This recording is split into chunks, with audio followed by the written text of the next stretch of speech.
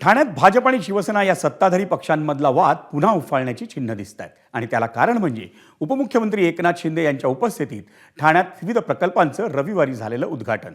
या कार्यक्रमासाठी आमदार संजय केळकर, आमदार निरंजन डावखरे आणि उपमहापौर कृष्णा पाटील या भाजपच्या नेत्यांना निमंत्रण देण्यात आलं नसल्याचा आरोप करण्यात येतोय।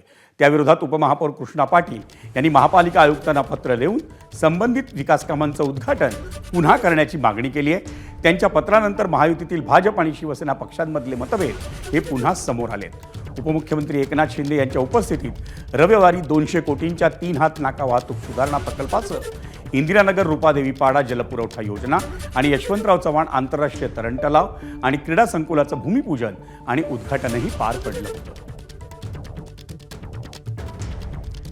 ठाण्याचे उपमहापौर कृष्णा पाटील यांनी या संदर्भात नेमकी काय प्रतिक्रिया दिली आपण पाहूया। प्रथमतः काल उपमुख्यमंत्री एकनाथजी शिंदे साहेब यांच्या हस्ते 7 ठिकाणी लोकार्पण सोहळा झाला। खऱ्या अर्थाने केंद्र सरकार, राज्य सरकार आणि महापालिकेच्या निधीतून ही कामं झालेली आहेत, पण मित्र पक्षाने कुठलीही कल्पना दिलेली नाहीये।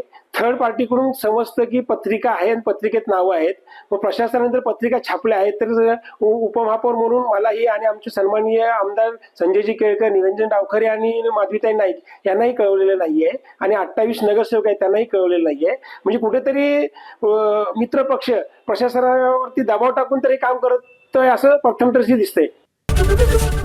एबीपी माझा, उघडा डोळे बघा नीट।